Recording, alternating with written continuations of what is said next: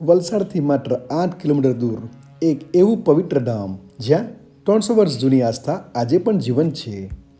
શ્રાવણના ભજન કીર્તનથી ગૂંજતું હિંગળાજ માતાજીનું આ પવિત્ર સ્થાન બડેલી જગાલાલા વલસાડ. ચાલો આજે જાણીએ માતાજીના ધામનો અદ્ભુત ઇતિહાસ અને અનુભવીય ભક્તિનો આ દિવ્ય માહોલ. જય હિંગળાજ માતાજી. નમસ્કાર મિત્રો, જય માતાજી. આજે આપણે જઈ રહ્યા છીએ વલસાડ શહેરથી આશરે 8 કિલોમીટર દૂર આવેલા એક એવા પવિત્ર સ્થાન પર જ્યાં ભક્તિ, શક્તિ અને વર્ષો જૂની આસ્થા સાથે જોડાયેલો ઇતિહાસ જોવા મળે છે. આપણી આજની સફર છે હિંગળાજ ગામ બડેલી જગાલાલા વલસાડ ખાતે આવેલા શ્રી હિંગળાજ માતાજીના પવિત્ર મંદિરની. હાલ શ્રાવણ માસ ચાલી રહ્યો છે અને આ પવિત્ર માસના પ્રથમ અઠવાડિયામાં અહીં હિંગળાજ માતાજીના સપ્તાહ પર્વનું વિશેષ આયોજન કરવામાં આવ્યું છે. અહીં ભજન કીર્તન, ધાર્મિક વિધિઓ, ધર્મધ્વજા આરોહણ, પાલખી યાત્રા અને માતાજીના દર્શન માટે મોટી સંખ્યામાં ભક્તો ઉમટી રહ્યા છે. તો ચાલો આજે જાણીએ આ મંદિરનો રસપ્રદ ઇતિહાસ, અહીંની માન્યતાઓ અને શ્રાવણના આ ભક્તિમય વાતાવરણનો અનુભવ કરીએ. વલસાડ શહેરમાંથી બહાર નીકળતા જ આપણે હવે પહોંચી ગયા છે હિંગળાજ માતાજીના પવિત્ર ધામ બડેલી જગાલાલા વલસાડ. શહેરની દોડધામથી થોડો દૂર આવતા જ વાતાવરણમાં એક અલગ જ શાંતિ અનુભવાય છે. આજે અહીં શ્રાવણ માસના પવિત્ર અવસરને કારણે ભક્તિનું વાતાવરણ જોવા મળી રહ્યું છે. મંદિર તરફ જતા રસ્તાઓ પર ગ્રામજનો દ્વારા ધ્વજાઓ, તોરણો તેમજ ખૂબ જ સુંદર ડેકોરેશન કરવામાં આવ્યું છે. અને જેમ જેમ આપણે મંદિરની નજીક પહોંચી ગયા છે ત્યારે આપણને ભજન કીર્તનના અવાજ સાથે જાણે આખું વાતાવરણ ભક્તિમય બની જાય છે. મિત્રો, હવે આપણે વાત કરીશું આ પવિત્ર મંદિરના ઇતિહાસની. સ્થાનિક માન્યતા પ્રમાણે હિંગળાજ માતાજીના આ સ્થાનનો ઇતિહાસ લગભગ 300 વર્ષથી પણ વધારે જૂનો છે. કહેવાય છે કે એક સમય એવો હતો જ્યારે વલસાડના ભાગડા બંદર પર વહાણવટાનો વ્યવસાય ખૂબ જ પ્રચલિત હતો. તે સમયે અહીંના માછીમારો અને સાગરખેડૂઓ દરિયાઈ માર્ગે માંગરોળ, કાલિકટ, કચ્છ, સૌરાષ્ટ્ર અને મલબાર અને કરાંચી જેવા વિવિધ બંદરો સુધી જતા હતા. આવી જ એક દરિયાઈ સફર દરમિયાન એક વહાણ ભયંકર દરિયાઈ તોફાનમાં ફસાઈ ગયું. પરિસ્થિતિ એટલી ગંભીર બની કે વહાણમાં રહેલો માલ દરિયામાં ફેંકવો પડ્યો અને ખૂબ જ મુશ્કેલીથી સાગરખેડૂઓનો જીવ બચ્યો. સ્થાનિક શ્રદ્ધા પ્રમાણે આ સમયે હિંગળાજ માતાજીની કૃપાથી તેઓ સુરક્ષિત રીતે કરાંચી બંદરે પહોંચ્યા. આ ઘટના બાદ તેમની શ્રદ્ધા માતાજી પ્રત્યે ખૂબ જ મજબૂત બની ગઈ. ત્યારબાદ કેટલાક સાગરખેડૂઓ પગપાળા બલુચિસ્તાનમાં આવેલા મૂળ હિંગળાજ માતાજીના ધામ સુધી ગયા હોવાની પણ સ્થાનિક પરંપરામાં કહેવામાં આવે છે. ત્યાંથી તેઓ માતાજીની ચૂંદડી, શ્રીફળ, પ્રસાદ અને પથ્થરની શિલા લઈને પરત આવ્યા અને ત્યારબાદ પોતાના ગામમાં માતાજીના પદ્મચિહ્ન તરીકે જે પથ્થરની શિલા હતી એમની સ્થાપના કરી અને એમની પૂજા શરૂ કરવામાં આવી. આ રીતે અહીં હિંગળાજ ગામમાં બડેલી જગાલાલા વલસાડમાં માતાજીની આરાધનાની શરૂઆત થઈ હોવાની લોકમાન્યતા છે.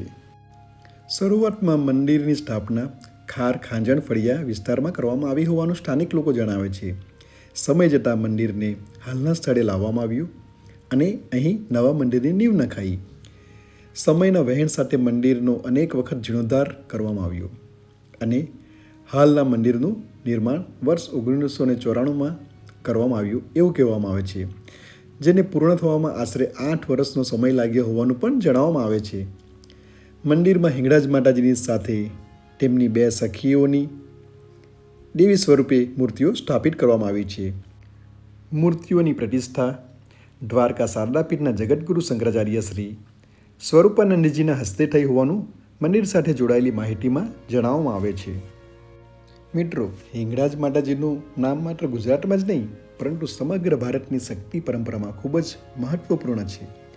હિંગળાજ માતાનું મૂળ પ્રસિદ્ધ શક્તિપીઠ પાકિસ્તાનના બલુચિસ્તાન પ્રદેશના મકરાન વિસ્તારમાં આવેલું છે. હિન્દુ ધાર્મિક માન્યતા અનુસાર સતીના દેહના વિવિધ અંગો જ્યાં પડ્યા ત્યાં શક્તિપીઠોની સ્થાપના થઈ. હિંગળાજ પીઠને પણ આ પવિત્ર શક્તિપીઠોમાંનું એક માનવામાં આવે છે. ધાર્મિક માન્યતા પ્રમાણે અહીં માતા સતીનું મસ્તક અથવા બ્રહ્મરંધ્ર પડ્યું હતું. હિંગળાજ માતાને ભક્તો ભયનો નાશ કરનારી મુક્તિ આપનારી અને રક્ષણ કરનારી માતા તરીકે પૂજે છે. ગુજરાત અને રાજસ્થાન સહિત અનેક વિસ્તારોમાં હિંગળાજ માતા પ્રત્યે લોકોની ઊંડી શ્રદ્ધા જોવા મળે છે. અને આજે આપણે અહીં આવ્યા છીએ તેનું સૌથી મોટું કારણ છે શ્રાવણ માસનો હિંગળાજ માતાજીનો સપ્તાહ પર્વ. આ પ્રસંગે અહીં વિવિધ ધાર્મિક કાર્યક્રમનું આયોજન કરવામાં આવે છે. ચાલો તો હવે આપણે દર્શન કરીશું હિંગળાજ માતાજીના. આ મંદિરમાં સવારની આરતી 6 કલાકે અને સાંજની આરતી 6:30 કલાકે થાય છે. તેમજ અમુક જે નિયમો છે એ આ મંદિરમાં આવો ત્યારે તમારે પાળવાના રહેશે. માતાજીના આ સપ્તાહ પર્વમાં ગામના દરેક ફળિયામાંથી ભજન મંડળો અહીંયા આવે છે અને આ સપ્તાહ પર્વમાં ભાગ લે છે.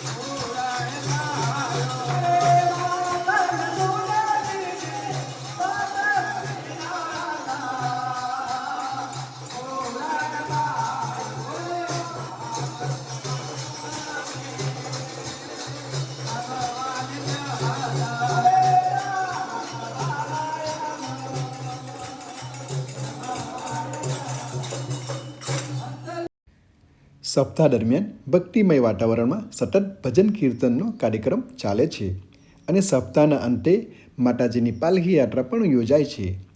પાલખી યાત્રા દરમિયાન માતાજીનો રથ અથવા પાલખી વિવિધ ફળિયા અને વિસ્તારોમાં ભક્તોના ઘરે ઘરે પહોંચે છે. આ દ્રશ્ય જોવાનો જો તમને લાહવો મળે તો જરૂર આ બડેલી જગાલાલા ગામમાં આવજો.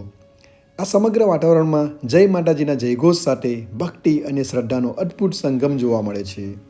હવે આપણે માતાજીના દિવ્ય સ્વરૂપના દર્શન કરીએ. આવા પવિત્ર સ્થળે જ્યારે આપણે આવતા હોઈએ ત્યારે થોડીક ક્ષણો બેસીએ તો મનને પણ એક અલગ પ્રકારની શાંતિનો અનુભવ થાય છે. મંદિરમાં સાથે રાધાકૃષ્ણનું પણ મંદિર આવેલું છે, એમના પણ આપણે દર્શન કરી લઈએ.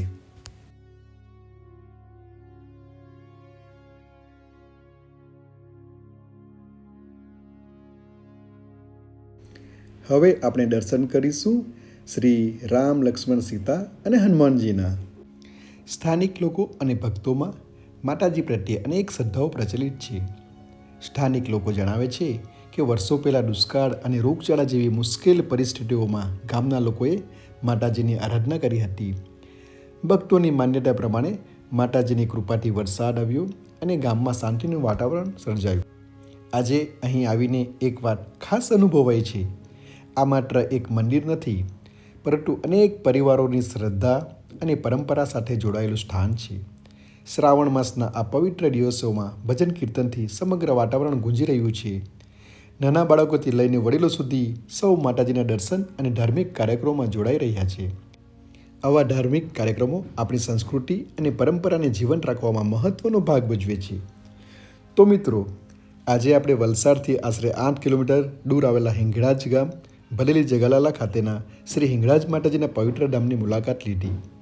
અહીંનો લગભગ 300 વર્ષ જૂનો ઇતિહાસ, માતાજી પ્રત્યેની લોક-આસ્થા અને શ્રાવણ માસના ભજન સપ્તાહનો ભક્તિમય માહોલ, આ બધું ખરેખર અનુભવવા જેવું છે. જો તમે વલસાડ અથવા આસપાસના વિસ્તારોમાં રહેતા હોવ તો આ પવિત્ર સ્થાનની મુલાકાત અવશ્ય લો. માતાજી સૌના જીવનમાં સુખ, શાંતિ અને સારા સ્વાસ્થ્યને આશીર્વાદ આપે એવી પ્રાર્થના. જય હિંગળાજ માતાજી.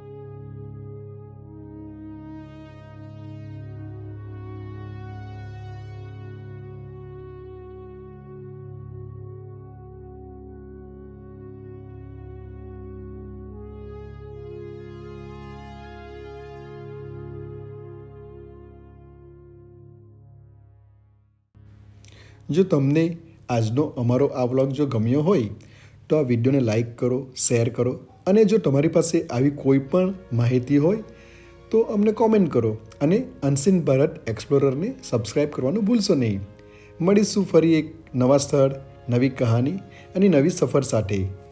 જય માતાજી.